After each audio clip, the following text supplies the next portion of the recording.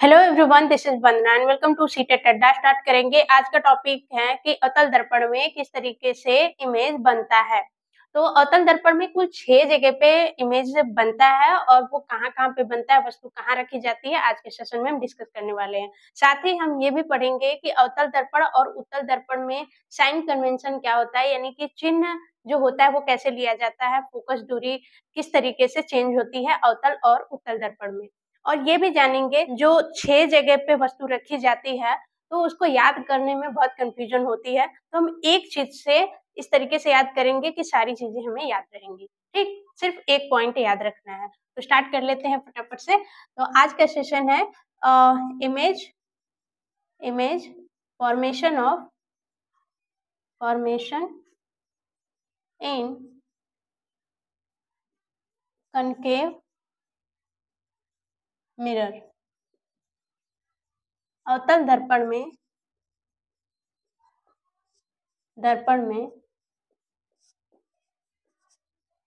प्रतिबिंब का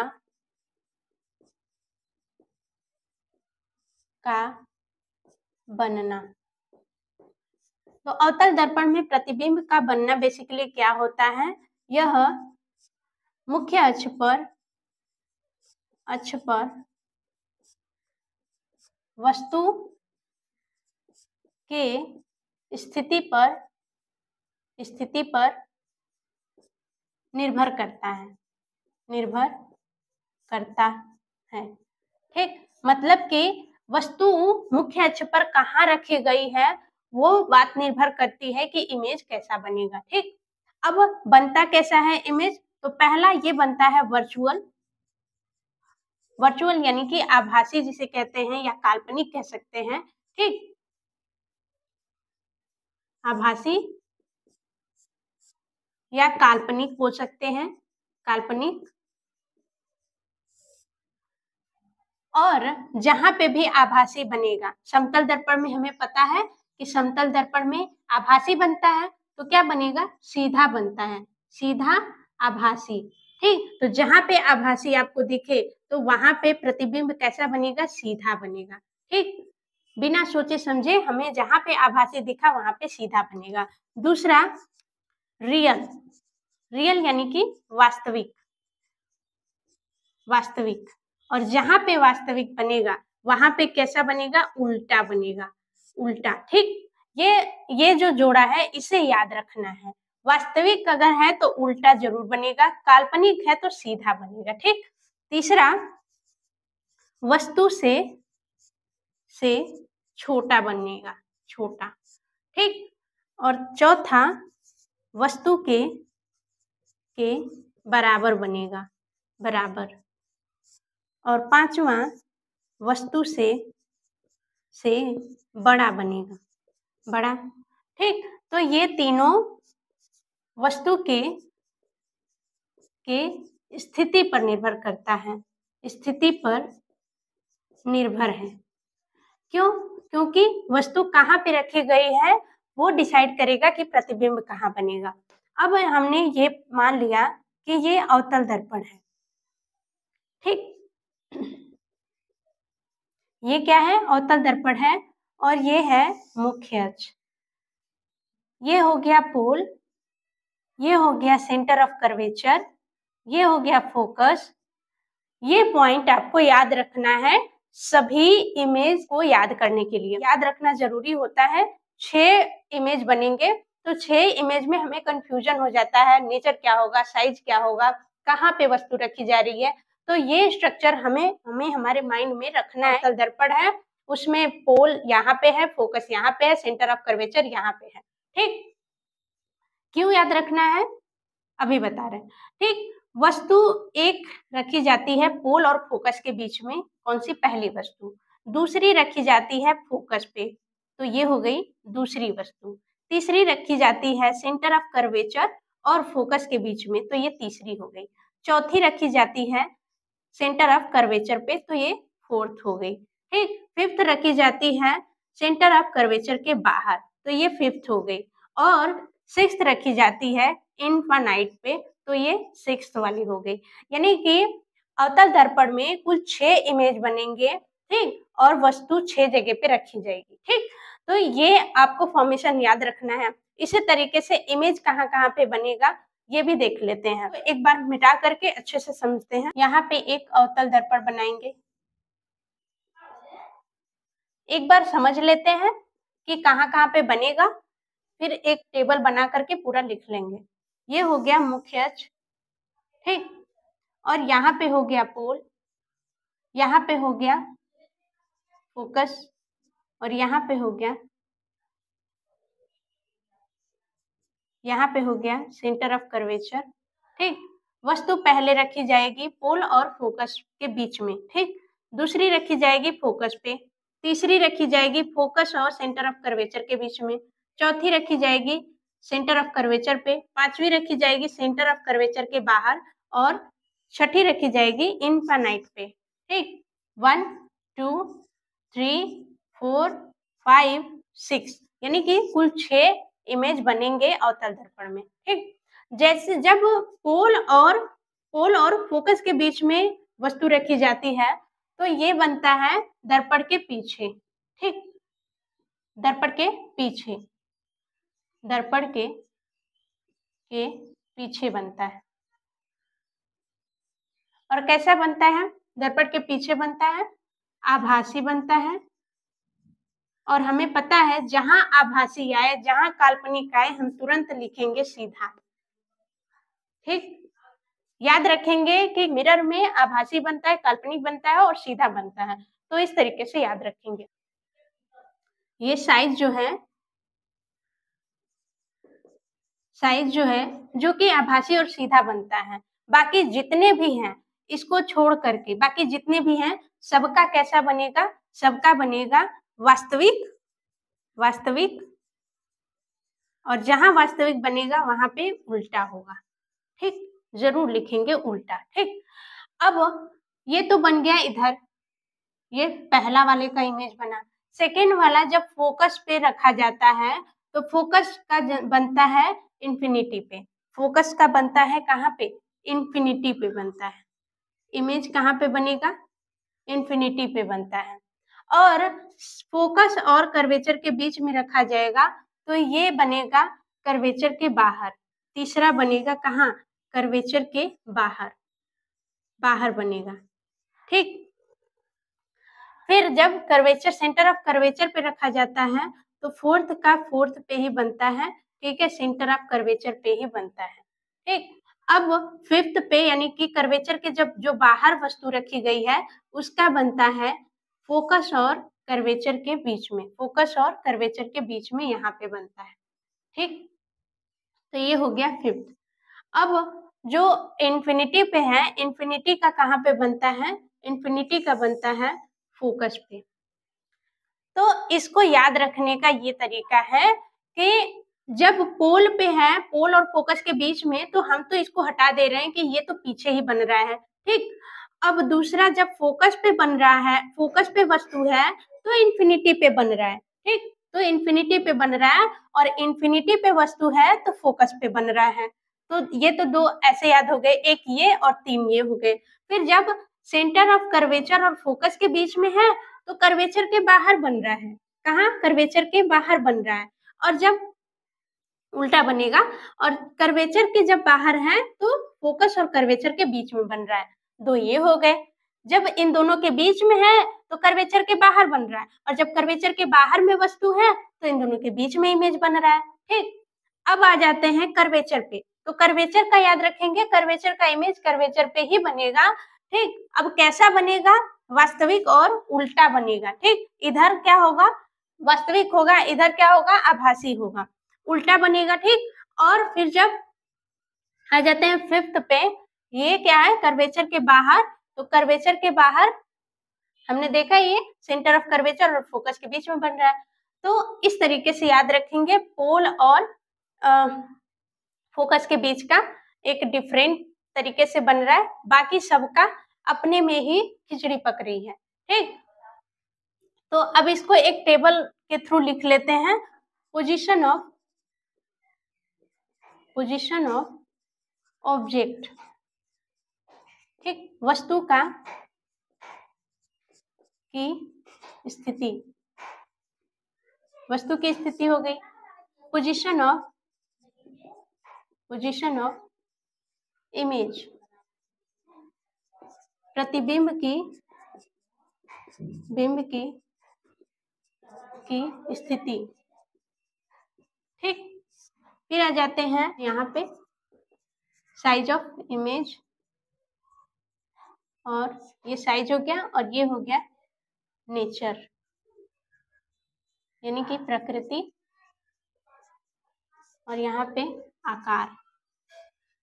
ठीक, इमेज का साइज, इमेज का प्रकृति। अब आ जाते हैं अब यहाँ पे वस्तु की स्थिति पहले कहाँ थी? पोल और फोकस के बीच में, फोकस के बीच। ठीक, पोल और फोकस के बीच में थी तो कहाँ पे बन रहा था? दर्पण के पीछे बन रहा था। ठीक, और आकार कैसा बन रहा था? आकार बनेगा मैग्नीफाइड। आपको पेपर में ऐसे लिख के दे देगा, या इसे बोलते हैं आवर्धित, या फिर इनलार्ज बोल सकते हैं, इनलार्ज्ड।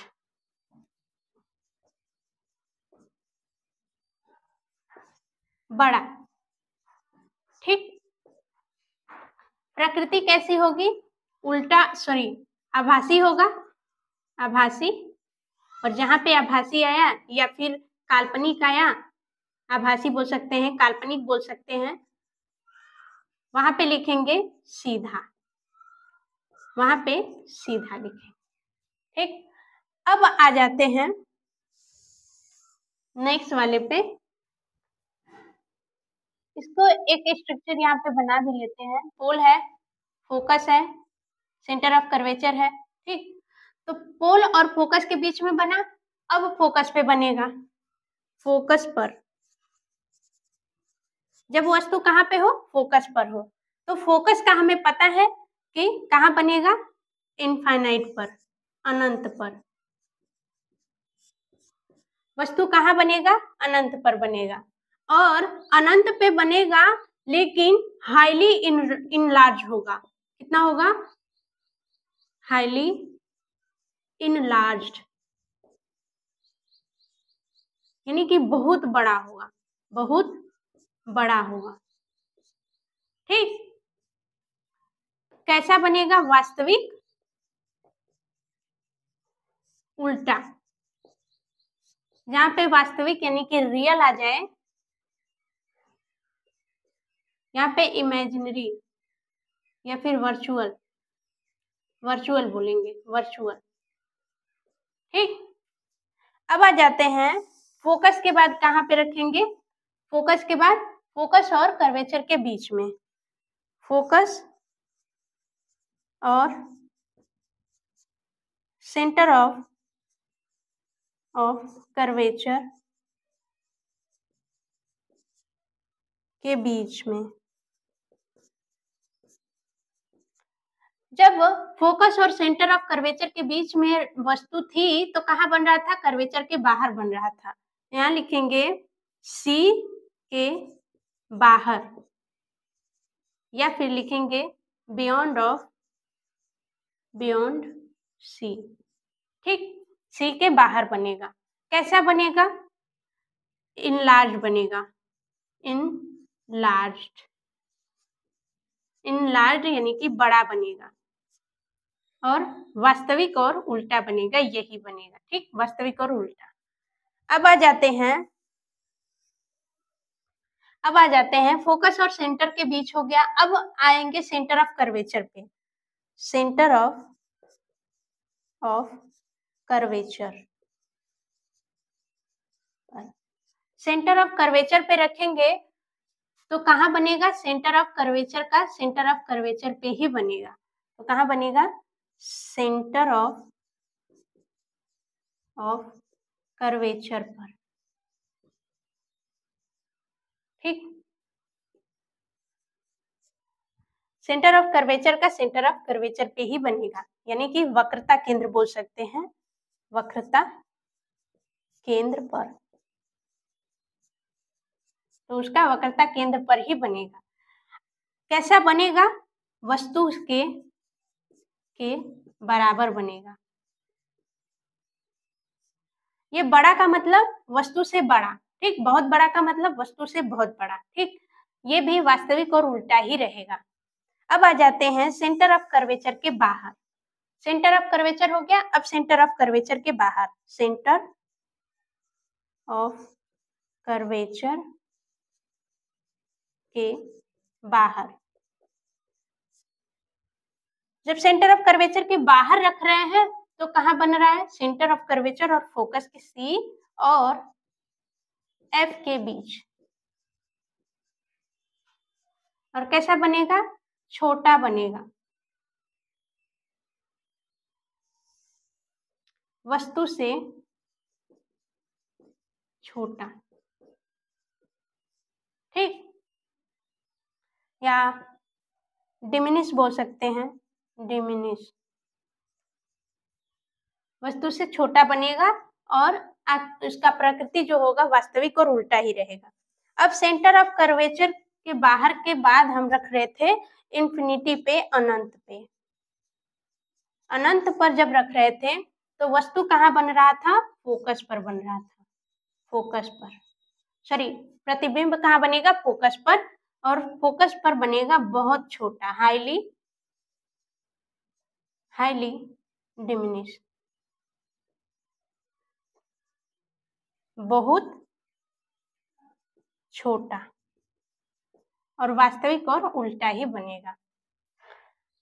तो ये था छो का छो आपका इमेज कैसे बनेगा, 1 2 3 4 5 6, ठीक। में हम ट्रिक एक लगाएंगे, सिर्फ पहले को छोड़ करके बाकी सब में वास्तविक और उल्टा है, और सिर्फ पहला ही है जो पोल और फोकस के बीच में है उसमें आभासी बन रहा है, और जैसे ही आभासी इमेज बनेगा हम बोलेंगे कि इमेज सीधा है, और जैसे ही वास्तविक इमेज बनेगा हम बोलेंगे कि इमेज क्या है? उल्टा है, ठीक। तो ये बात हमने प्रकृति की जान ली, इसका नेचर कैसा होगा। अब आ जाते हैं साइज पे।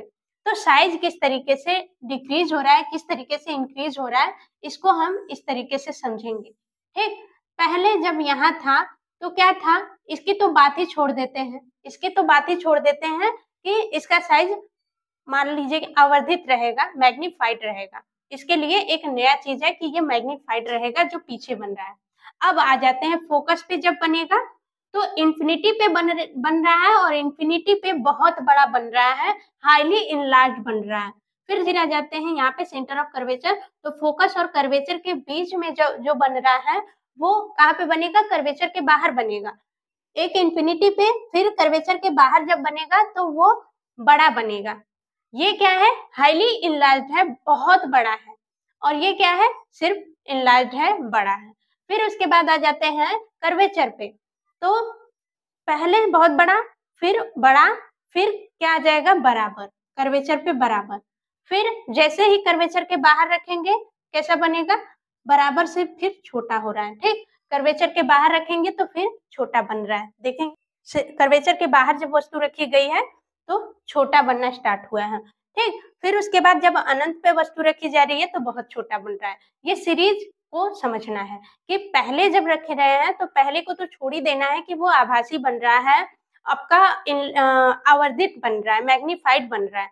फिर उसके बाद जब हम आते हैं, पहले बहुत बड़ी होती है, फिर बड़ी होती है, फिर बराबर होती है, फिर छोटी होती है, और फिर बहुत छोटी होती है। तो ये सीरीज याद रखनी है। फिर बाकी ये तो हमने फिगर के थ्रू समझ ही लिया है, ठीक। तो इसको इरेज करते हैं। साइन कन्वेंशन क्या होता है?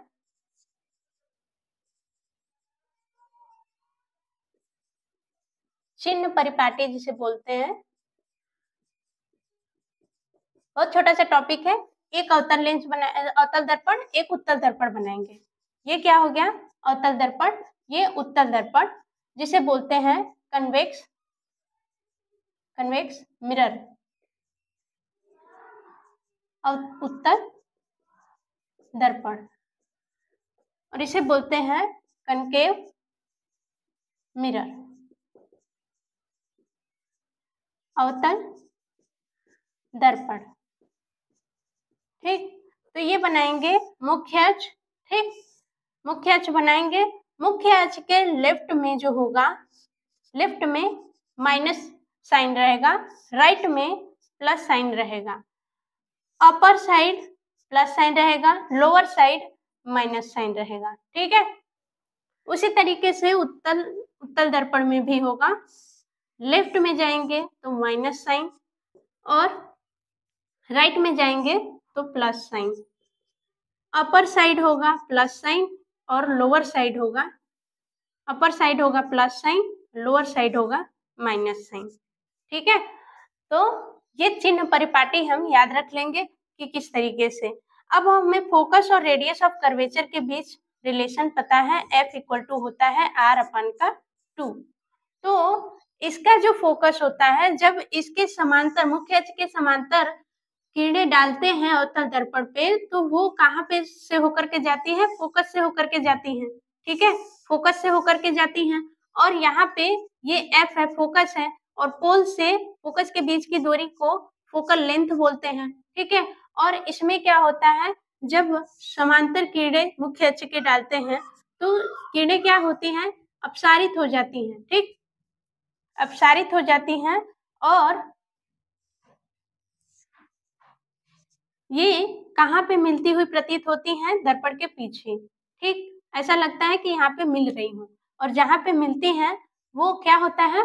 फोकस होता है। ठीक, क्या होता है? फोकस होता है, और पोल और फोकस के बीच की दूरी को फोकस दूरी कहते हैं। ठीक, तो यहाँ पे समझ में आएगा हमें कि ये जो फोकस दूरी है अवतल दर्पण की, वो क्या है? निगेटिव आ रही है। क्या आ रही है? इस साइड है तो निगेटिव आ रही है, यानी कि अवतल दर्पण का जो फोकस दूरी होगा वो क्या लिया जाएगा? निगेटिव लिया जाएगा। उत्तल दर्पण में इस साइड क्या है? पॉजिटिव है, तो यहाँ से यहाँ के बीच की दूरी को क्या लेंगे? पॉजिटिव लेंगे, यानी कि उत्तल दर्पण में फोकस दूरी जो होता है पॉजिटिव होता है, अवतल में फोकस दूरी निगेटिव होता है। तो बस इतना ही, मिलेंगे नेक्स्ट वीडियो में। चैनल पे नए हैं तो चैनल को सब्सक्राइब कर लीजिए complete theory for CTET paper 2 के लिए। और भी बहुत सारी इंफॉर्मेशन आपको मिलेगी यहाँ पे, जो कि 6th, 8th, 7th और 10th, इवन प्रकाश तो 10th तक का पूछा जाता है सीटेट पेपर 2 में, तो पढ़ सकते हैं आप। एक बैच से पढ़ें या फिर इससे पढ़ें, गारंटी है कि आपको दोनों सेम ही चीजें मिलने वाली है। बाय बाय, टेक केयर, पढ़ते रहिए एंड थैंक्स फॉर वॉचिंग।